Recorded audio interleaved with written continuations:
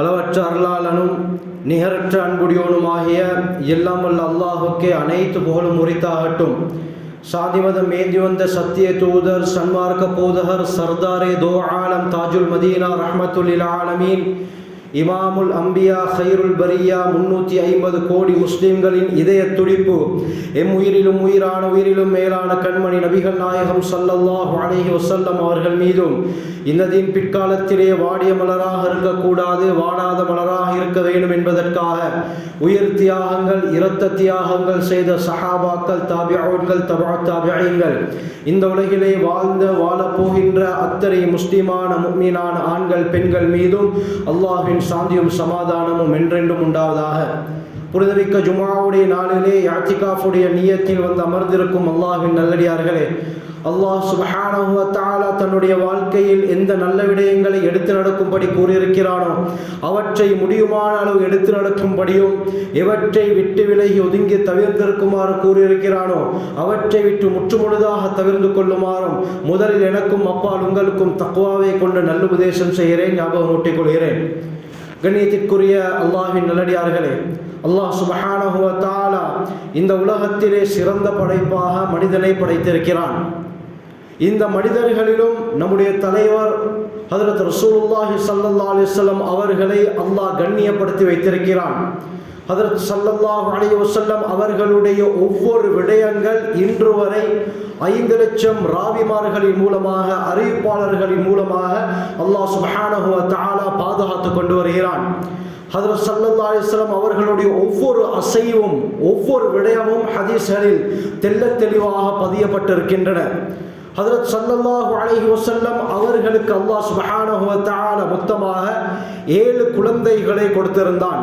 அதில் 6 குழந்தைகள் முதல் மனைவி ஹதீஜா ரதியல்லாஹு அன்ஹா அவர்கள் மூலமாக ஸல்லல்லாஹு அலைஹி வஸல்லம் அவர்களுக்கு அல்லாஹ் கொடுத்தான். இன்னொரு குழந்தை இப்ராஹிம் என்ற மகன் மாரியா கிப்தியா என்ற பெண்ணின் மூலமாக ஹஜ்ரத் ஸல்லல்லாஹு அலைஹி வஸல்லம் அவர்களுக்கு அல்லாஹ் கொடுத்தான்.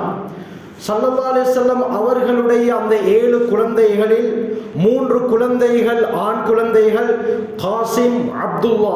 இந்த அப்துல்லாவுக்கு தான் தய்யிப் தாஹிர் என்பதாக சொல்லப்படுகிறது. 3வது மகன் இப்ராஹிம். இந்த 3 ஆண் குழந்தைகளும் சிறு வயதாக இருக்கும் பொழுதே மரணித்து விட்டார்கள். 4 பெண் குழந்தைகள் ஸல்லல்லாஹு அலைஹி வஸல்லம் அவர்களுக்கு இருந்தார்கள். அதில் முதலாவது மூத்த மகள் ஜைனப் ரதியல்லாஹு அன்ஹா ஹிஜ்ரி 9வது வருடம் அவர்களுடைய மரணம் ஏற்படுகிறது. 2வது மகள் ருக்கையா ரதியல்லாஹு அன்ஹா ஹிஜ்ரி 2வது வருடம் பத்ர் யுத்தத்திலிருந்து ஸல்லல்லாஹு அலைஹி வஸல்லம் மதீனாவுக்கு திரும்பும் பொழுது அவர்களுடைய மரணம் ஏற்படுகிறது. 3வது மகள் உம்மு குல்சூம் ரதியல்லாஹு அன்ஹா ஹிஜ்ரி 8வது வருடம் அவர்களுடைய மரணம் ஏற்படுகிறது. ஸல்லல்லாஹு அலைஹி வஸல்லம் அவர்கள் உயிரோடு இருக்கும் சந்தர்ப்பத்தில் தன்னுடைய 7 குழந்தைகளில் 6 குழந்தைகள் மரணித்து விட்டார்கள். ஆனால் ஹஜ்ரத் ஃபாத்திமா ரதியல்லாஹு அன்ஹா அவர்களை தவிர ஸல்லல்லாஹு அலைஹி வஸல்லம் அவர்கள் மரணித்து 6 மாதங்களுக்கு பிறகுதான் ஃபாத்திமா ரதியல்லாஹு அன்ஹா அவர்களுடைய மரணம் ஏற்படுகிறது. அவர்கள் மரணிக்கும் பொழுது தாரீഖுடைய ரிவாயத்துகள் அடிப்படையில் 29 வயசு. இந்த எல்லா குழந்தைகளிலும் ஹஜ்ரத் ரசூலுல்லாஹி ஸல்லல்லாஹு அலைஹி வஸல்லம் அவர்கள் ரொம்ப இரக்கம் அன்பு வைத்திருந்தது யாரோடு என்று பார்த்தால் ஃபாத்திமா ரதியல்லாஹு அன்ஹா அவர்களோடு தான். மதீனாவிலிருந்து ஏதாவது யுத்தத்துக்கு செல்வதாக இருந்தாலும் சரி, ஏதாவது பிரயாணத்திற்கு செல்வதாக இருந்தாலும் கடைசியாக சந்தித்து விட்டு செல்வது ஃபாத்திமா நாயகியர். அதே போல யுத்தத்தை முடித்துக்கொண்டு பிரயாணத்தை முடித்துக்கொண்டு மதீனாவுக்கு திரும்பினால் முதலாவதாக மஸ்ஜிதுக்கு போய் 2 ரக்காத் தொழுவார்கள். அதற்கு பிறகு தன்னுடைய மனைவிமார்களுடைய வீட்டுக்கு போறதுக்கு முன்னால ஃபாத்திமா நாயகியை சந்தித்து முத்தம் கொடுத்து விட்டு தான் மனைவிமார்களுடைய வீட்டுக்கு போவாங்க. அந்த அளவுக்கு ஸல்லல்லாஹு அலைஹி வஸல்லம் அவர்கள் ஃபாத்திமா நாயகியுடன் ரொம்ப இரக்கம் வைத்திருந்தார்கள்.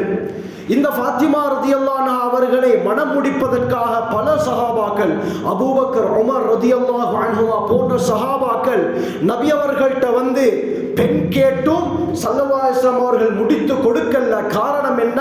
அல்லாஹ்வுடைய அனுமதி வரல. ஆனால் வஹீயின் மூலமாக அல்லாஹ் நபி அவர்களுக்கு அறிவிக்கிறான், அலி பின் அபி தாலிப் ரதியல்லாஹு அன்ஹு அவர்களை ஃபாத்திமா ரதியல்லாஹு அன்ஹா அவர்களுக்கு திருமணம் முடித்து கொடுங்க. அன்ஹு யார்? ஹஜ்ரத் ரசூலுல்லாஹி ஸல்லல்லாஹு அலைஹி வஸல்லம் அவர்களுடைய பெரியப்பாவுடைய மகன், பெரியப்பா அபூ தாலிப் ஸல்லல்லாஹு அலைஹி வஸல்லம் அவர்களை 41 வருடம் கண்ணும் கருத்துமாக தன்னுடைய சொந்த பிள்ளைகளை விட அன்பு செலுத்தி பார்த்து கொண்டவர் தான் அபூ தாலிப். அவருடைய உண்மையான பேர் அப்து மனாஃப் பின் அப்துல் முத்தலிப். இந்த அபூ தாலிபுக்கு 7 குழந்தைகள், 4 ஆண் குழந்தை, 3 பெண் குழந்தை. தாலிப், இதே போல அகீல், ஜாஃபர், அலி ரதியல்லாஹு அன்ஹு என்று 4 ஆண் குழந்தைகள். உம்மு ஹானி ரதியல்லாஹு அன்ஹா, ஜுமானா, ரைதா என்ற 3 பெண் குழந்தைகள் இருந்தார்கள். இதுல ஹஜ்ரத் அபூ தாலிப், இதுல ஹஜ்ரத் ரசூலுல்லாஹி ஸல்லல்லாஹு அலைஹி வஸல்லம் அவர்கள் அபூ தாலிபுடைய மகன் அலி ரதியல்லாஹு அவர்களுக்கு ஃபாத்திமா நாகியை திருமணம் முடித்து கொடுக்கிறார்கள். ஃபாத்திமா ரதியல்லாஹு அன்ஹா அவர்களை திருமணம் முடித்து கொஞ்ச காலம் செல்ல போக்குல அலி ரதியல்லாஹு அவர்கள் அபூ ஜஹலுடைய மகனை திருமணம் முடிப்பதற்கு ஆசைப்பட்டார்கள். அபூ ஜஹலுடைய மகனை திருமணம் முடிப்பதற்கு விரும்பினார்கள். இந்த செய்தி ஸல்லல்லாஹு அலைஹி வஸல்லம் அவர்களுக்கு கேள்விப்பட்ட நேரத்தில் ஸல்லல்லாஹு அலைஹி வஸல்லம் சொன்னார்கள், வல்லாஹி, அல்லாஹ் மீது சத்தியமாக, லா தஜ்தமிஉ பின்து நபியில்லாஹி வ பின்து அதுவில்லாஹ், அல்லாஹ்வுடைய தூதருடைய மகளும் அல்லாஹ்வுடைய எதிரியுடைய மகளும் ஒரே இடத்தில் ஒன்று சேர முடியாது. இன்னமா ஃபாத்திமா பித்அத்துன் மின்னி, ஃபாத்திமா என்னுடைய ஈர குலையில் ஒரு துண்டு. அவளை யார் கஷ்டப்படுத்துகிறாரோ அவர் என்னை கஷ்டப்படுத்தியதற்கு சமம். ஃபாத்திமாவை யார் நோவினைப்படுத்துகிறாரோ அவர் என்னை நோவினைப்படுத்தியதற்கு சமம் என்று ஸல்லல்லாஹு அலைஹி வஸல்லம் சொன்னோன அலி ரலியல்லாஹு அவர்கள் அந்த திருமண பேச்சை அவ்வாறு விட்டுவிட்டார்கள். அருமையானவர்களே, ஹஜ்ரத் ரசூலுல்லாஹி ஸல்லல்லாஹு அலைஹி வஸல்லம் அவர்கள் ஃபாத்திமா நாயகி அவர்களையும் அலி ரலியல்லாஹு அவர்களையும் தன்னுடைய வீட்டுக்கு பக்கத்திலேயே வைத்துக் கொண்டார்கள். இன்று கூட மஸ்ஜிது நபவிக்கு சென்றால் ஹுஜ்ரா ஷரீஃபுக்கு பின்னால உஸ்துவானத்து தஹஜ்ஜுத், தஹஜ்ஜுடைய தூண் என்ற ஒரு தூண் இருக்கிறது. அந்த தூணோட சேர்ந்தது தான் ஃபாத்திமா நாயகி அவர்களுடைய வீடு. நபி அவர்களுடைய வீட்டுக்கு அடுத்த வீடாக இருந்தது. இந்த இருவருக்கும் ஹிஜ்ரி 2வது வருடம் ஒரு ஆண் குழந்தை பிறக்கிறது. அந்த குழந்தை பிறந்த நேரத்தில் அலி ரலியல்லாஹு அவர்கள் தன்னுடைய மகனுக்கு ஹர்ப் என்பதாக பெயர் வைத்தார்கள். அல்லாமா புகாரி அதபுல் முஃப்ரதுல இந்த சம்பவத்தை கொண்டு வருகிறார்கள். ஹர்ப்னு சொன்னா யுத்தம், யுத்தத்தில் ஈடுபடுபவர் என்ற கருத்து. ஏண்டா அலி ரலியல்லாஹு அவர்கள் அதிகமாக யுத்தத்தில் ஈடுபடுறதின் காரணமாக அவர்கள் எந்த துறையில அதிகம் விருப்பம் இருந்ததோ அந்த விடயம் சம்பந்தமான ஒரு பேரை ஹர்ப்னு தன் மகனுக்கு வச்சாங்க. ஸல்லல்லாஹு அலைஹி வஸல்லம் அவர்கள் தன்னுடைய பேர குழந்தையை பார்ப்பதற்காக வருகிறார்கள். அரூனி இப்னி, என்னுடைய மகனை எனக்கு காட்டுங்கள். நபி அவங்க செல்லமாக மகன் கூப்பிடுவாங்க, பேர குழந்தையை கூட. அவ்வளவு இரக்கம். என்னுடைய மகனை காட்டுங்கள். ஹஜ்ரத் அலி ரலியல்லாஹு அவர்கள் ஸல்லல்லாஹு அலைஹி வஸல்லம் அவர்கள்ட்ட தன்னுடைய மகனை கொண்டு வந்து கொடுக்கிறார்கள். மா சம்மைத்துமு, என்னுடைய மகனுக்கு நீங்க என்ன பெயர் வெச்சீங்க? சம்மைத்துஹு ஹர்பா, நான் ஹர்ப், யுத்தத்திலே ஈடுபடக்கூடியவர் என்பதாக பெயர் வைத்தேன். ஸல்லல்லாஹு அலைஹி வஸல்லம் சொன்னாங்க, லா, அந்த பெயரை வைக்க வேண்டாம், நான் இவருக்கு ஹசன் என்பதாக பெயர் வைக்கிறேன் என்று ஹஜ்ரத் ஸல்லல்லாஹு அலைஹி வஸல்லம் ஹசன் என்ற பெயரை வைக்கிறார்கள். ஹசன் என்று சொன்னால் அழகானவர், சிறந்தவர், ஒழுக்கமுள்ளவர், அழகிய முகமுடையவர் என்ற பல கருத்துகள் இருக்கின்றன. ஹிஜ்ரி 3வது வருடம் இன்னொரு ஆண் குழந்தை இருவருக்கும் கிடைக்கிறது. அந்த குழந்தைக்கும் அலி ரலியல்லாஹு அன்ஹு ஹர்ப்னு தான் பேர் வச்சாங்க. ஸல்லல்லாஹு அலைஹி வஸல்லம் தன்னுடைய பேர குழந்தையை பார்க்க வருகிறார்கள். என்னுடைய மகனை கூட்டிக் கொண்டு வாருங்கள், கொண்டு வாருங்கள். அந்த குழந்தையை அலி ரலியல்லாஹு அன்ஹு அவர்கள் கொடுத்த நேரத்தில் ஸல்லல்லாஹு அலைஹி வஸல்லம் கேட்கிறாங்க, இந்த என்ன மகனுக்கு நீங்க என்ன பேர் வச்சீங்க? அலி ரலியல்லாஹு அன்ஹு சொன்னாங்க, யா ரசூலல்லாஹ், ஹர்ப்னு தான் நான் வச்சிருக்கிறேன். இப்ப ஸல்லல்லாஹு அலைஹி வஸல்லம் சொன்னாங்க, லா பல் ஹுவ ஹுசைன், இல்ல, இவருக்கு ஹுசைன் என்பதாக நான் பெயரை வைக்கிறேன். ஹசன், ஹுசைன் இரண்டுமே ஒரே கருத்து, சிறந்த கருத்துள்ள பேர். ஹஜ்ரத் ரசூலுல்லாஹி ஸல்லல்லாஹு அலைஹி வஸல்லம் அவர்கள் இந்த 2 பேர குழந்தைகளோட ரொம்ப இரக்கம் வைத்திருந்தார்கள். எந்த அளவுக்கு வருகிறது என்று சொன்னால், அல்லாமா நஸாயி ரஹ்மத்துல்லாஹி ரஹ்மத்துல்லாஹி அலைஹி கொண்டு வருகிறார்கள். அபூ சயீத் அல் குத்ரி ரலியல்லாஹு அன்ஹு அவர்களுடைய ரிவாயத் ஸல்லல்லாஹு அலைஹி வஸல்லம் சொன்னார்கள், அல் ஹஸன் வல் ஹுசைன் சய்யிதா ஷபாபி அஹ்லில் ஜன்னah. இந்த என்னுடைய பேர குழந்தையாகிய ஹசன் ஹுசைன் இருக்கிறார்களே, சுவர்க்கத்துடைய வாலிபர்களின் 2 தலைவர்கள் என்று ஸல்லல்லாஹு அலைஹி வஸல்லம் சொன்னாங்க. திருமிதியுடைய ரிவாயத் வருகிறது, ஒரு தடவை ஹஜ்ரத் ஸல்லல்லாஹு அலைஹி வஸல்லம் சொன்னார்கள், இதோ என்னுடைய இந்த 2 குழந்தைகள் இருக்கிறார்களே, இவர்கள் என்னுடைய குழந்தைகள் தான், என்னுடைய 2 குழந்தைகள், வப்னாபினதி என்னுடைய மகள் ஃபாத்திமாவுடைய குழந்தைகள், அல்லாஹும்ம இன்னி உஹிப்புஹுமா, யா அல்லாஹ் நான் இந்த இருவரையும் நேசிக்கிறேன், ஃபஅஹிப்பஹுமா நான் நேசிக்கிற மாதிரி இந்த இருவரை நீயும் நேசிச்சிரு யா அல்லாஹ், ஃபஅஹிப்ப மன் யுஹிப்புஹுமா இந்த இருவரை உலகத்தில் யாரெல்லாம் நேசிக்கிறார்களோ அனைவரையும் நீ நேசிச்சிரு யா அல்லாஹ் என்று ஸல்லல்லாஹு அலைஹி வஸல்லம் அவர்கள் துஆ செய்கிறார்கள். திருமிதியுடைய ரிவாயத் புரைதா ரலியல்லாஹு அன்ஹு அறிவிக்கிறாங்க, ஒரு நாள் ஹஜ்ரத் ரசூலுல்லாஹி ஸல்லல்லாஹு அலைஹி வஸல்லம் அவர்கள் மிம்பர்ல குதுபா ஓதி கொண்டிருக்கும் பொழுது சிவப்பு ஆடைகள்ல, அதாவது வெள்ளை ஆடைகள்ல சிவப்பு கோடு போடப்பட்ட அழகான ஆடைகளை ஹசன் ஹுசைன் ரலியல்லாஹு அன்ஹுமா 2 பேரும் அணிந்து அங்குமிங்கமாக ஓடி விளையாடி கொண்டிருக்கிறாங்க. சின்ன புள்ள 2 பேரும். ஸல்லல்லாஹு அலைஹி வஸல்லம் குதுபாவை இடையில் நிறுத்திவிட்டு மிம்பர்ல இருந்து இறங்கினார்கள். இருவரையும் 2 கைகளிலே தூக்கி கொண்டு மிம்பர்ல ஏறினார்கள்.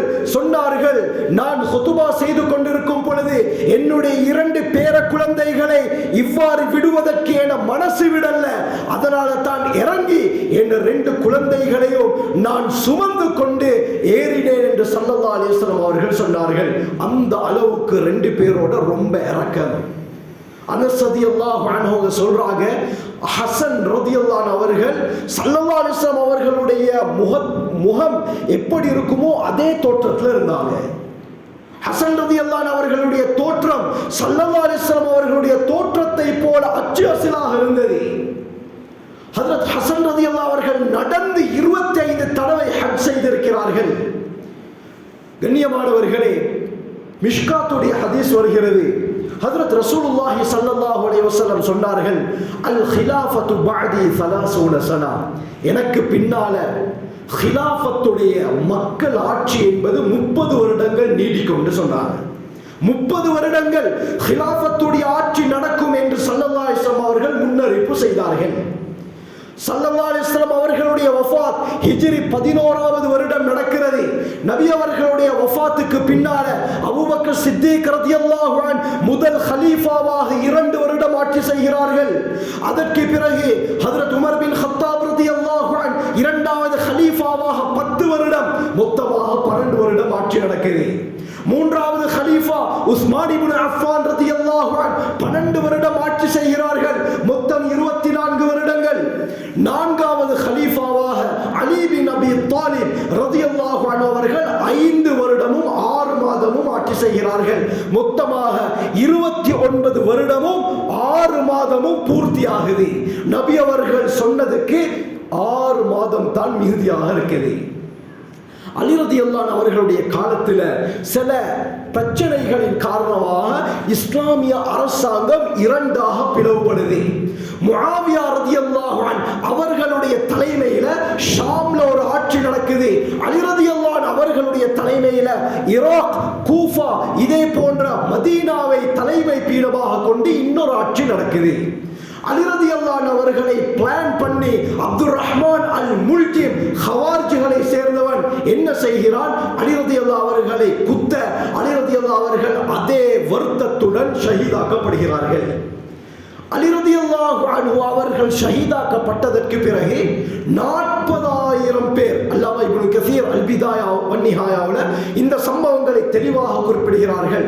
40,000 பேர் யமன், ஹிஜாஸ், ஈராக், ஹுராசான் போன்ற பகுதிகளை சேர்ந்த 40,000 பேர் என்ன செய்கிறார்கள், அடுத்த கலீஃபாவாக நாங்கள் ஹசன் ரலியல்லாஹு அன்ஹு அவர்களை தான் நியமிப்போம் என்று சொல்லி ஹசன் ரலியல்லாஹு அவர்களின் மீது பைஅத் செய்கிறார்கள். முஆவியா ரலியல்லாஹு அவர்களுக்கு பைஅத் செய்ய மறுத்துவிட்டார்கள். இப்ப ஹசன் ரலியல்லாஹு அன்ஹு அவர்கள் என்ன செய்கிறார்கள்? மதீனாவை தலைமை பீடமாக கொண்டு ஆட்சியை நடத்தி கொண்டு செல்கிறார்கள். இந்த நேரத்தில் ஹசன் ரலியல்லாஹு அன்ஹு பார்க்கிறாங்க, முஸ்லிம்கள் பிளவுபட்டு இருக்கிறார்கள். ஏண்டா அலி ரலியல்லாஹு அவர்களுடைய காலத்தில் சஹாபாக்களுக்கு மத்தியிலே முக்கியமான 2 யுத்தங்கள், ஜமலுடைய யுத்தம், ஆயிஷா ரலியல்லாஹு அன்ஹா அலி ரலியல்லாஹு அவர்களுக்கு மத்தியில் நடக்குது. அதற்கு பிறகு சிஃபீனுடைய யுத்தம் அலி ரலியல்லாஹு அவர்களுக்கும் முஆவியா ரலியல்லாஹு அவர்களுக்கும் மத்தியில் நடக்குது. இந்த 2 யுத்தங்களின் காரணமாக 30,000க்கு மேற்பட்டவர்கள் ஷஹீதாக்கப்படுகிறார்கள். பிறகு என்ன நடக்குதுன்னா, ஹசன் ரலியல்லாஹு அவர்கள் 6 மாதம் ஆட்சி செய்கிறார்கள். நபி அவர்கள் கூறிய 30 வருடம் பூர்த்தியாகுது. 30 வருடம் பூர்த்தியாகுது. ஹிஜ்ரி 41வது வருடம், கிறிஸ்துக்கு பின் 661வது வருடம் என்ன செய்கிறார்கள்? ஹஜ்ரத் ஹசன் ரலியல்லாஹு அன்ஹு அவர்கள் முஸ்லிம்களுடைய நலனை கருதி 2ஆக பிளவுபட்டு இருக்குது. எனவே அல்லாஹ்வுடைய உதவி ஏற்படாது. ஒற்றுமையாக இருந்ததின் காரணமாகத்தான் ரோம் பாரசீகம் சஹாபாக்களை கண்டு நடுங்கியது. இன்று இந்த ஒற்றுமை சீர்குலைக்கப்பட்டு சின்ன பின்னமாக்கப்பட்டிருக்கிறது. இது அவர்களுக்கு கேள்விப்பட்டால் அவர்கள் மீண்டும் நம் மீது படையெடுப்பதற்கு வாய்ப்புகள் இருக்குது. எனவே முஸ்லிம்களுடைய நலனை கருதி, ஒற்றுமையை கருதி தன்னுடைய ஆட்சியை முஆவியா ரலியல்லாஹு அவர்களுக்கு ஹசன் ரலியல்லாஹு அவர்கள் விட்டுக் கொடுக்கிறாங்க. இந்த 41வது வருடத்துக்கு ஆமுல் ஜமாஅ, ஒரே ஆட்சிக்கு கீழால் முஸ்லிம்கள் இணைந்த வருடம் என்ற பெயர் வருகிறது. முஆவியா ரலியல்லாஹு அவர்களுக்கு முழு ஆட்சியையும் விட்டுக் கொடுக்கிறார்கள். இந்த விடயத்தை கிட்டத்தட்ட 30-35 வருடங்களுக்கு முன்னால ஹஜ்ரத் ஸல்லல்லாஹு அலைஹி வஸல்லம் அவர்கள் முன்னறிவிப்பு செய்தார்கள். சஹீஹுல் புகாரியுடைய ரிவாயத், ஹஜ்ரத் ஹசன் ரலியல்லாஹு அவர்கள் சிறு குழந்தையாக இருந்த சமயம் ஸல்லல்லாஹு அலைஹி வஸல்லம் சொன்னார்கள், இன்னபனி ஹாதா சய்யிதுன், இதோ இந்த என்னுடைய மகன் இருக்கிறாரே, இவர் பிற்காலத்தில் தலைவராக இருப்பார். எப்படியாப்பட்ட தலைவர்? யுஸ்லிஹுல்லாஹு பிஹி பைன ஃபிஅத்தைன் அஸீமத்தைன் மினல் முஸ்லிமீன், முஸ்லிம்களுடைய பிரமாண்டமான 2 கூட்டத்துக்கு மத்தியில் அல்லாஹ் இவரின் மூலமாக ஒற்றுமையை ஏற்படுத்துவார் என்று சின்ன பிள்ளையாக இருந்த நேரம் ஸல்லல்லாஹு அலைஹி வஸல்லம் முன்னறிவிப்பு செய்தார்கள். ஹிஜ்ரி 41 நபி அவர்களுடைய முன்னறிவிப்பு நடக்குது. தன்னுடைய ஆட்சியை முஆவியா ரலியல்லாஹு அவர்களுக்கு விட்டுக் கொடுக்கிறார்கள். பிற்காலத்தில் இமாம் மஹ்தி அலைஹிஸ்ஸலாம் வர இருக்கிறார்கள். அந்த காலம் மிகவும் நெருக்கம். இவர்கள் யாருடைய வழித்தோன்றலில் வருவார்கள்? மின் நஸ்லி ஃபாத்திமா. அபூதாவுதுடைய சஹீஹான ரிவாயத், ஃபாத்திமா ரலியல்லாஹு அன்ஹா அவர்களுடைய வழித்தோன்றல்ல வருவார்கள். அதுவும் ஹசன் ரலியல்லாஹு அன்ஹு அவர்களுடைய பரம்பரையிலிருந்து தான் வெளியாகுவார்கள். ஏன் அல்லாஹ் இமாம் மஹ்தி அலைஹிஸ்ஸலாத்தை ஹசன் ரலியல்லாஹுடைய பரம்பரையிலிருந்து வெளியாக்க வேண்டும்? அதனுடைய ரகசியம் என்ன? இதுதான் காரணம். முஸ்லிம்களுடைய நலனை கருதி அல்லாஹ்வுக்காக வேண்டி ஸல்லல்லாஹு அலைஹி வஸல்லம் சொன்னார்களே, மன் தரக லில்லாஹி ஷைஅன், அல்லாஹ்வுக்காக வேண்டி யார் ஒரு விடயத்தை விட்டு கொடுக்கிறாரோ அஃவதஹு அல்லாஹு கைரம் மின், அதைவிட சிறந்ததை அல்லாஹ் அவருக்கு பகரமாக கொடுப்பான். முஸ்லிம்களுடைய நலனை கருதி ஆட்சியை விட்டு கொடுத்தார்கள். அவர்களுடைய பரம்பரையில் கடைசி காலத்தில் அதே ஆட்சியை இமாம் மஹ்தி அலைஹிஸ்ஸலாம் மூலமாக அல்லாஹ் திருப்பி கொடுப்பான். அருமையானவர்களே, இந்த ஆட்சியை முஆவியா ரலியல்லாஹு அவர்களுக்கு விட்டுக் கொடுக்கும் பொழுது ஹசன் ரலியல்லாஹு 2 ஷர்த், நிபந்தனைகளை வைக்கிறார்கள். முதலாவது, முஆவியா ரலியல்லாஹு அன்ஹு, நான் இப்ப ஆட்சியை விட்டு தாரேன், ஆனால் நீங்க ஆட்சி செஞ்சதுக்கு பின்னால திரும்ப ஆட்சி நபி அவர்களுடைய குடும்பத்தினராகிய அஹ்லுல் பைத் ஆகிய எங்களுக்கு தான் வரணும், எங்களுக்கு தான் வரணும். இரண்டாவது, மாதம் நபி அவர்களுடைய குடும்பத்துக்கு நீங்க பைத்துல் மால்ல இருந்து ஒரு அமௌண்ட் எங்களுக்கு அனுப்பணும். 2 நிபந்தனைகளை விடுகிறார்கள். இதற்கு முஆவியா ரலியல்லாஹு அவர்கள் 100க்கு 100 சம்பந்தம் தெரிவிக்கிறாங்க. நான் மௌத்தாகினா அதுக்கு பின்னால திரும்ப ஆட்சியை உங்களுக்கு நான் தாரேன். இதுதான் அக்ரிமெண்ட். ஹிஜ்ரி 41 இது நடக்குது. ஹிஜ்ரி 49வது வருடம், ஹிஜ்ரி 49 ஒரு முக்கியமான நிகழ்வு, கவலைக்குரிய நிகழ்வு நடக்குது. என்னன்னு சொன்னால், ஹஜ்ரத் ஹசன் ரலியல்லாஹு அவர்கள் நபி அவர்களுடைய தோற்றத்திலே இருந்ததின் காரணமாக அதிகமானவர்கள் தன்னுடைய பெண் பிள்ளைகளை ஹசன் ரலியல்லாஹு அவர்களுக்கு திருமணம் முடித்து கொடுக்க முன் வருவார்கள். அந்த அடிப்படையில் ஜஅதா பின்து அஷ்அஸ் பின் கைஸ் என்ற பெண்மணி, இந்த பெண்மணி பாரசீகம் ஈரானை சேர்ந்தவள், ஷியாக்களுடைய ஒரு பெண் தான் இந்த ஜஅதா. முஸ்லிமை போல வேடமிட்டு ஹசன் ரலியல்லாஹு அவர்களை திருமணம் முடித்துக் கொள்கிறார். இந்த நேரத்தில் ஹிஜ்ரி 49வது வருடம் ஹசன் ரலியல்லாஹு அன்ஹு அவர்கள் மரணப்படுக்கையில் தள்ளப்படுகிறார்கள்.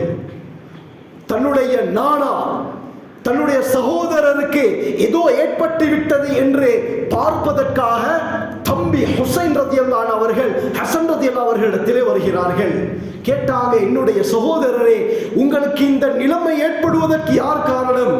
ஹசன் ரலியல்லாஹு அவர்களுக்கு இந்த நிலைமை ஏற்படுவதற்கு காரணமே தன்னுடைய மனைவி தான், ஷியாக்களை சேர்ந்த அந்த மனைவி தான். ஃபுட் பாய்சன், அதாவது ஸ்லோ பாய்சன், லேசாக சாப்பாட்டில் விஷத்தை வைக்க ஆரம்பிக்கிறார். 3 முறை சாப்பாட்டில் விஷம் வைக்கப்படுகிறது. ஹசன் ரலியல்லாஹு அவர்கள் தெரியாமல் அதை சாப்பிட்டு விட்டார்கள். உடம்புல அது ரியாக்ஷனை காட்ட ஆரம்பிக்கிறது. வைத்தது தன்னுடைய மனைவி தான் என்பதை ஹசன் ரலியல்லாஹு அவர்கள் விளங்கிக் கொண்டார்கள்.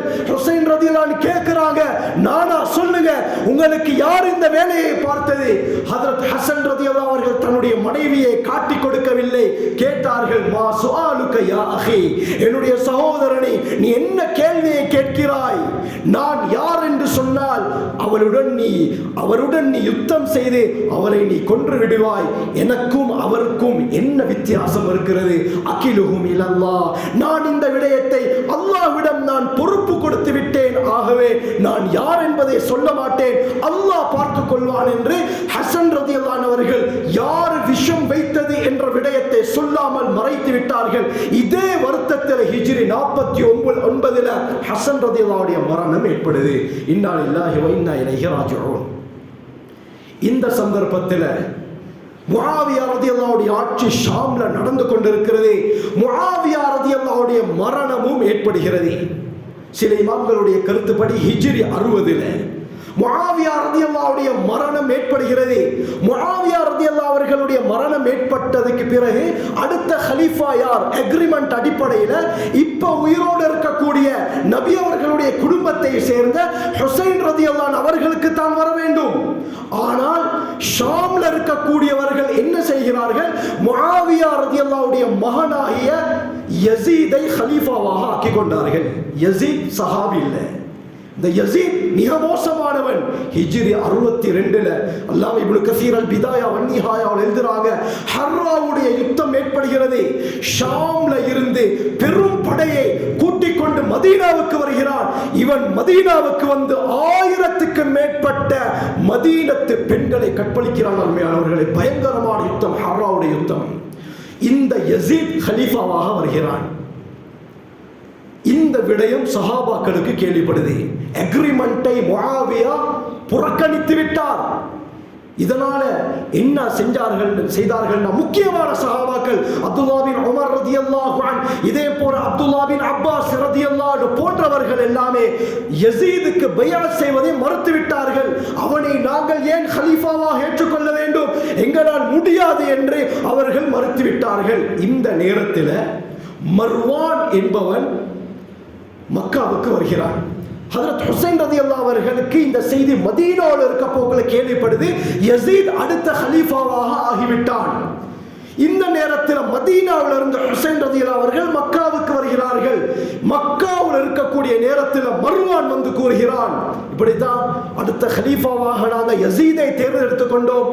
நீங்க யஸீதுக்கு பைஅத் செய்து தான் ஆக வேண்டும், இல்லாவிட்டால் நடப்பது வேறு என்று ஹுசைன் ரலியல்லாஹு அவர்களை பயமுறுத்திவிட்டு மர்வான் சென்று விட்டார்.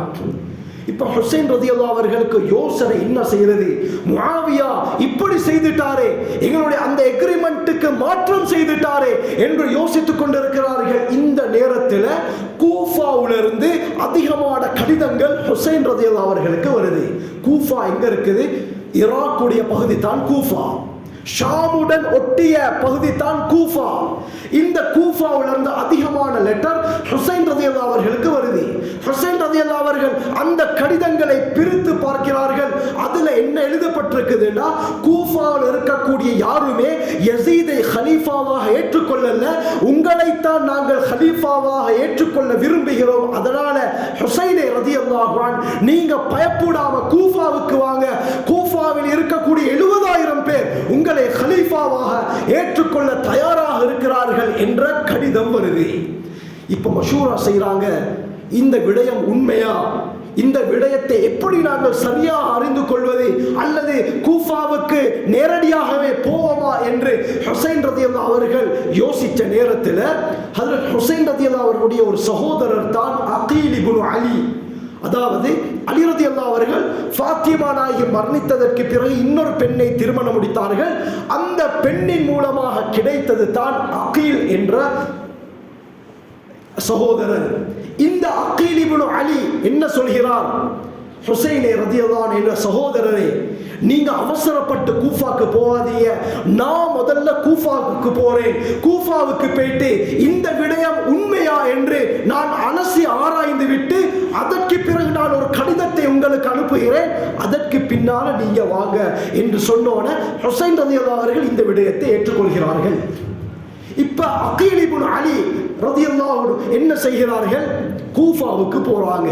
கூஃபாவுக்கு போய் ஒவ்வொரு வீடாக நுழைந்து, நீங்கள் இப்படித்தான் கடிதம் எழுதியிருக்கிறீர்கள், இந்த கடிதத்திலே சொல்லப்பட்ட விடயம் உண்மையா என்று ஒவ்வொரு வீடாக சென்று அந்த அகீல் கேட்க அனைவரும் சொன்னார்கள், கடிதத்திலே எழுதப்பட்ட விடயம் 100க்கு 100 உண்மைதான், நாங்கள் யசீதுக்கு பைஅத் செய்யல, ஹுசைன் ரலியல்லாஹு அவர்களை தான் நாங்கள் விரும்புகிறோம் என்று சொன்னதும் இப்ப கூஃபாவுடைய நிலைமை ஹுசைன் ரலியல்லாஹு அவர்களுக்கு சார்பாக இருக்கிறது.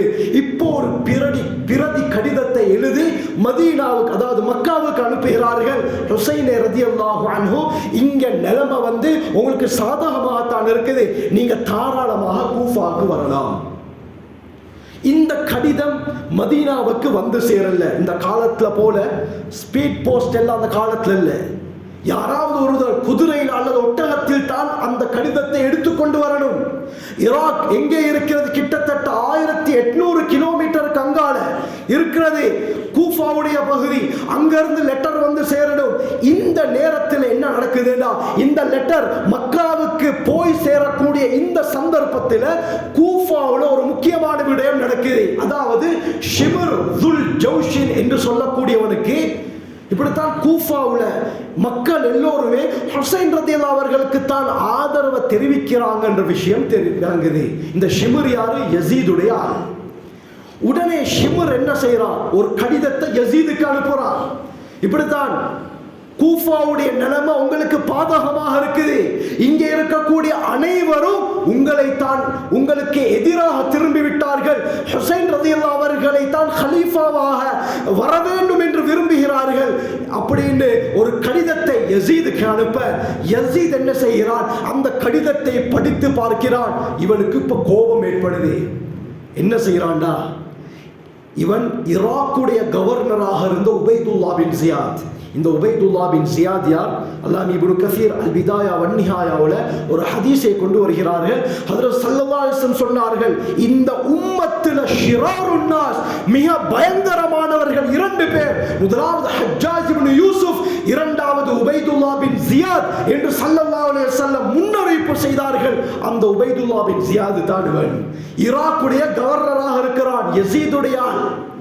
அருமையானவர்களே, உபைதுல்லா பின் ஜியாதுக்கு யசீத் கடிதம் எழுதுகிறான். இப்படித்தான், உன்னை எப்படி நான் ஈராக்குக்கு கவர்னராக ஆக்கியிருக்கிறேனோ, கூஃபாவுக்கும் இன்னையிலிருந்து உன்னை கவர்னராக பொறுப்புதாரியாக ஆக்குறேன். கூஃபாவில் ஏதோ ஒரு விடயம் நடக்குது, என்னான்னு போயிட்டு பாரு என்று உபைதுல்லா பின் ஜியாதுக்கு கடிதம் எழுதுகிறான்.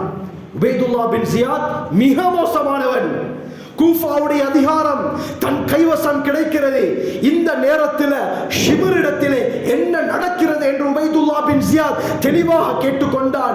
இப்ப இந்த விடயம் உண்மையானு பார்க்கிறதுக்கு என்ன செஞ்சான்னு சொன்னா, ஹுசைன் ரலியல்லாஹு அன்ஹு அவர்கள் எப்படி ஆடை அணிவார்களோ அது போன்ற விசாலமான ஒரு ஜுப்பாவை அணிஞ்சு, ஒரு தலைப்பாகையும் அணிந்து, ஒரு ஒட்டகத்தில் ஹுசைன் ரலியல்லாஹு அவர்கள் எப்படி பணிவாக போவார்களோ அது போல இரவுடைய சந்தர்ப்பத்தில் கூஃபாவுடைய வீதியில உபைதுல்லா பின் ஜியாத் அவ்வாறு வலம் வருகிறார்.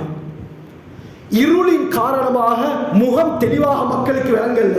அந்த காலத்தில் இது போன்ற லைட்ஸ்கள் இருக்கல்ல, விளக்குகள் தான் இருந்தது. அதனால உருவம் சரியாக விளங்கல்ல. அந்த தோற்றத்தை வைத்து கூஃபாவுடைய மக்கள் விளங்கிக் கொண்டார்கள். ஹுசைன் ரலியல்லாஹு அவர்கள் தான் இரவோடு இரவாக கூஃபாவுக்கு வந்திருக்கிறார்கள்.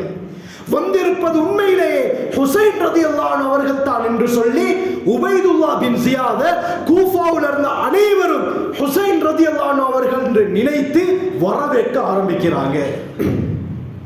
உபைதுல்லாஹ் பின் ஜியாதுக்கு விளங்கிவிட்டது, ஷிமர் சொன்ன விஷயம் உண்மைதா, யசீத் எழுதின கடிதத்திலே சொல்லப்பட்ட விடயம் உண்மைதா. அடுத்த நாள் பெரும் படையை உபைதுல்லாஹ் பின் ஜியாத் ஒன்று சேர்த்து கூஃபாவை முற்றுகையிடுகிறார். ஒரே இடத்தில் 70,000 பேர் ஒன்று திரட்டப்படுகிறார்கள். ஒவ்வொருவரும் வாள் முனையிலே நிறுத்தப்படுகிறார்கள். ஒவ்வொருவரை பார்த்து உபைதுல்லாஹ் பின் ஜியாத் கூறுகிறார், உங்கள யாரு தன்னுடைய மகனை இழக்க வேண்டும் என்று விரும்புகிறாரோ, தன்னுடைய மனைவி விதவையாக்கப்பட வேண்டும் என்று விரும்புகிறார்களோ, தன்னுடைய குழந்தைகள் அனாதையாக்கப்பட வேண்டும் என்று விரும்புகிறார்களோ, ஹுசைனுக்கு பைஅத் செய்யட்டும், ஸைதுக்கு ஜியாதுக்கு பைஅத் செய்யாமல் இருக்கட்டும் என்ற ஒரு ஏலான், ஒரு அறிவிப்பை விடுக்கிறார். ஒவ்வொருவரும் பயந்து ஹுசைன் ரலியல்லாஹு அவர்களுக்கு பைஅத் செய்வதை விட்டுவிட்டு ஜியாதுக்கு, அதாவது யசீதுக்கு பைஅத் செய்து விடுகிறார்கள். 70,000 பேரும் உயிருக்கு பயந்து வாள் முனையில் இந்த கேள்வி கேட்கப்படுகிறது. மறுத்தவருடைய தலை வெட்டப்படும் என்ற பயத்தில் 70,000 பேரும் யசீத் இப்னு முஆவியாவுக்கு பைஅத் செய்து விட்டார்கள். இந்த செய்தி ஹுசைன் ரலியல்லாஹு அவர்களுக்கு தெரியாது. இப்ப அகீல் வந்த விடயம் உபைதுல்லாஹ் பின் ஜியாதுக்கு தெரிய வந்ததும் என்ன செய்கிறான், அந்த அகீலை தேடி பிடித்து கூஃபாவிலே கொலை செய்து விடுகிறான். இன்னா லில்லாஹி வ இன்னா இலைஹி ராஜிஊன். ஹுசைன் ரலியல்லாஹுடைய சகோதரர் அகீல் கூஃபாவிலே கொலை செய்யப்பட்ட விடயம் ஹுசைன் ரலியல்லாஹு அவர்களுக்கு தெரியாது. இப்ப கடிதம் மக்காவுக்கு வந்து சேருது. கடிதத்தில் பார்த்தால் அகீல் எழுதியிருக்கிறார், கூஃபாவுடைய நிலைமை உங்களுக்கு சாதகமாகத்தான் இருக்குது, உடனே வாங்க என்ற கடிதத்தில் எழுதப்பட்டிருந்தது. 70 பேரை கூட்டிக் கொண்டு ஹுசைன் ரலியல்லாஹு அவர்கள் கூஃபாவுக்கு செல்ல ஆரம்பிக்கிறார்கள். அதுல 19 பேர் நபி அவர்களுடைய குடும்பத்தை சேர்ந்த அஹ்லுல் பைத். ஆனால் மக்காவில் இருந்த சஹாபாக்களுக்கு இந்த விடயம் சரியாக படல. அப்துல்லா பின் அப்பாஸ் ரலியல்லாஹு அன்ஹு, அப்துல்லா பின் உமர், அப்துல்லா பின் ஜுபைர் ரலியல்லாஹு அன்ஹு அவர்கள் போக விடாமல் தடுக்கிறாங்க. எங்களுக்கு சரியா படல, பேற்றாதீங்க. ஆனாலும் அகீல் கடிதம் எழுதியிருக்கிறாரே, பேட்டு தான் ஆக வேண்டும் என்று போக அவர்கள் தயாராகிறார்கள். இந்த செய்தி அப்துல்லா பின் உமர் ரலியல்லாஹு அவர்களுக்கு கேள்விப்படுது. அப்துல்லா பின் உமர் ரலியல்லாஹு அவர்கள் மக்காவிலிருந்து 3 நாள் தொலை தூரத்திலே இருக்கிறார்கள். இப்படித்தான் கூஃபாவுக்கு செல்ல இருக்கிறார்கள் என்ற செய்தி கேள்விப்பட்டதும் வேகமாக ஓடக்கூடிய ஒரு குதிரையில் 3 நாளுடைய தொலை தூரத்தை ஒரே நாளில் வந்து அடைகிறார்கள். வந்து சொல்கிறார்கள், கூஃபாவுக்கு பேற்றாதீங்க, நிலைமை மோசமாக இருக்குது, அங்க இருக்கக்கூடியவர்கள் யசீதுக்கு ஆதரவை தெரிவிக்கிறார்கள் என்ற செய்தியை சொல்லியும் ஹுசைன் ரலியல்லாஹு அவர்கள் அதை நம்பல. சொன்னார்கள், கூஃபாவில் இருந்து தான் கடிதம் வந்திருக்குது, ஆக நான் பேட்டு தான் ஆகணும் என்று சொல்லி 70 பேரோட ஹுசைன் ரலியல்லாஹு அவர்கள் கூஃபாவை நோக்கி செல்கிறார்கள். ஹிஜ்ரி 61 இந்த சம்பவம் நடக்குது, முஹர்ரம் மாதம். இந்த நேரத்தில் அருமையானவர்களே, 70 பேரோட ஹுசைன் ரலியல்லாஹு அவர்கள் செல்லும் பொழுது முக்கியமான ஷாயிர், கவிஞர் ஃபரஹ்ஸதை ஹுசைன் ரலியல்லாஹு அவர்கள் இடையில சந்திக்கிறாங்க. கேட்கிறாங்க, ஃபரஹ்ஸத் கூஃபாவுடைய நிலைமை எப்படி இருக்கிறது? ஃபரஹ்ஸத் மிக முக்கியமான கவிஞர். அவருடைய கவிதைகள் இன்று அரபு மதரசாக்களில் அரபு இலக்கியத்துக்கு ஆதாரமாக படித்துக் கொடுக்கப்படுகிறது. அப்படியாப்பட்ட முக்கியமான புகழ்பெற்ற கவிஞர் ஃபரஹ்ஸதை சந்திக்கிறார்கள். ஃபரஹ்ஸத் கூஃபாவுடைய உண்மை நிலவரத்தை கவிதை ரூபத்திலே படித்து காட்டுகிறார். உங்களுடைய சகோதரர் அகீலுடைய தலை கூஃபாவுடைய மண்ணிலே உருட்டப்பட்டு விட்டது, வெட்டப்பட்டு விட்டது. கூஃபாவில் இருக்கக்கூடிய மக்களுடைய உள்ளம் உங்களை விரும்பினாலும் அவர்களுடைய உடல் யசீதை நோக்கி தான் இருக்கிறது என்று அங்கே நடந்த விடயத்தை கவிதை ரூபத்தில் ஹுசைன் ரலியல்லாஹு அவர்களுக்கு சொன்னதும் ஹுசைன் ரலியல்லாஹு அவர்களுக்கு ஆச்சரியம் ஏற்படுது, அதிர்ச்சி ஏற்படுது. தன்னுடைய சகோதரர் அகீல் கொலை செய்யப்பட்டு விட்டார். கூஃபாவுடைய மக்கள் அனைவரும் பயந்து யசீதுக்கு பைஅத் செய்து விட்டார்கள். இப்ப என்ன செய்யறது ஆலோசனை செய்கிறார்கள். அந்த 70 பேர்ல அதிகமானவர்கள் என்ன சொன்னாங்கன்னா, நாங்க கூஃபாக்கு போவோம், பழிக்கு பழி வாங்குவோம், அக்கீலை அவர்கள் அநியாயமாக கொலை செய்து விட்டார்கள், அதற்கு நாங்கள் நியாயத்தை அடைந்து கொள்ள வேண்டும், நாங்கள் திரும்பி போகக்கூடாது என்று அதிகமானவர்கள் அஹ்லுல் பைத்தை சேர்ந்த பலர் இந்த கருத்தை தெரிவிக்க ஹுசைன் ரலியல்லாஹு அவர்கள் அந்த மஷூராவை ஏற்றுக்கொண்டு கூஃபாவுக்கு செல்ல ஆரம்பிக்கிறார்கள். அருமையானவர்களே, கூஃபா இருக்குது ஈராக்குடைய பகுதியில். ஈராக்குடைய கர்பலா என்ற இடத்தில் ஹுசைன் ரலியல்லாஹு அவர்கள் வருகிறார்கள். கர்பலா என்றால் கர்ருன் வ பலாவுன். கர்ருன் சொன்னா துன்பம், பலான்னு சொன்னா சோதனை. இந்த கர்ருன் வ பலாவுன் என்ற வார்த்தை சேர்ந்தது தான் கர்பலா, துயரத்துடைய துன்பத்துடைய பூமி என்ற கருத்து. ஈராக்குடைய கர்பலாவை ஹுசைன் ரலியல்லாஹு அவர்களும் 70 பேரும் அடைகிறார்கள். இந்த நேரத்தில் ஷிமர் அந்த இடத்திலே வந்து ஹுசைன் ரலியல்லாஹு அவர்களை தடுத்து நிறுத்துகிறான். இந்த நேரத்தில் ஷிமர் வந்து கேட்கிறான், நீங்க இதுக்கு மேல போகணும்டா நான் சொல்றதை செய்யணும். ஹுசைன் ரலியல்லாஹு கேட்கிறாங்க, என்ன சொல்லி? யசீதுக்கு நீங்க பைஅத் செய்யணும், யசீதை ஹலீஃபாவாக ஏற்றுக்கொள்ளணும். ஹுசைன் ரலியல்லாஹு என்ன சொல்றாங்க? தன்னுடைய நானாவுடைய குணம் தானே இவர்களுக்கும் சொன்னார்கள், நான் ஆட்சியை யசீதுக்கே விட்டு கொடுக்கிறேன், அவனுக்கு நான் பைஅத் செய்கிறேன் என்பதாக ஹுசைன் ரலியல்லாஹு அவர்கள் சொல்றாங்க. இப்ப ஷிமர் சொன்னால், நீங்க யசீதுக்கு பைஅத் செய்யறது போல இந்த கூஃபாவுடைய கவர்னர் உபைதுல்லா பின் ஜியாதுக்கும் பைஅத் செய்யணும்னா. ஹுசைன் ரலியல்லாஹு கேட்கிறாங்க, உபைதுல்லா பின் ஜியாதுக்கு நான் ஏன் பைஅத் செய்ய வேண்டும்? அவன் யார்? என்னுடைய சகோதரனை கொலை செய்திருக்கிறான், அவனுக்கு என்னால் பைஅத் செய்ய முடியாது, யசீதுக்கு வேண்டுமானால் நான் பைஅத் செய்கிறேன் என்று ஹுசைன் ரலியல்லாஹு அவர்கள் சூர கோபமடைந்த ஷிமர் உபைதுல்லா பின் ஜியாது கிட்ட போய் இந்த விடயத்தை சொல்றான். இப்படித்தான் யசீதுக்கு பைஅத் செய்யறானா, உங்களுக்கு பைஅத் செய்ய இயலான்றாரு. உபைதுல்லா பின் ஜியாதுக்கு கோபம் வந்துருச்சு. எனக்கா பைஅத் செய்ய இயலான்னு சொல்கிறீர்கள்? நடப்பதை பாருங்கள் என்று யசீதுக்கு ஒரு பொய் கடிதத்தை எழுதுகிறான். இப்படித்தான் ஹுசைன் வந்திருக்கிறாரு, கர்பலாவிலே தடுத்து நிறுத்தப்பட்டிருக்கிறார், உங்களுக்கு பைஅத் செய்வதற்கு அவர் மறுக்கிறார் என்பதாக ஒரு பொய் கடிதத்தை யசீதுக்கு எழுதி அனுப்புகிறார். கடிதத்தை வாசித்து பார்த்த யசீதுக்கு கோபம் ஏற்படுது. எனக்கு பைஅத் செய்ய ஹுசைன் மறுக்கிறாரா? ஒரு கடிதத்தை எழுதுகிறான், நீங்க எதை விரும்புறீங்களோ அதை செஞ்சுக்கோங்க. உபைதுல்லா பின் ஜியாத், நீங்க எதை விருப்பப்படுறீங்களோ அதை செய்து கொள்ளுங்கள் என்பதாக ஒரு கடிதத்தை யசீத் எழுதுகிறார். பிறகு உபைதுல்லா பின் ஜியாத் பெரும் ஒரு படையை திரட்டி கொண்டு கர்பலாவுக்கு வருகிறார். உண்மையானவர்களே, ஒரு வார்த்தை கேட்கல, ஹுசைன் ரலியல்லாஹு அன்ஹு அவர்களோடு வந்த அனைவரையும் கொலை செய்ய ஆரம்பிக்கிறான். அதே இடத்தில் 70 பேரும் கொலை செய்யப்படுகிறார்கள். தொழுகையுடைய நேரம் வருகிறது. ஹுசைன் ரலியல்லாஹு அன்ஹு ஷிமரை பார்த்து சொல்றாங்க, தொழுகையுடைய நேரம் வருது, தொழுறதுக்கு மட்டும் எனக்கு டைம் தான்.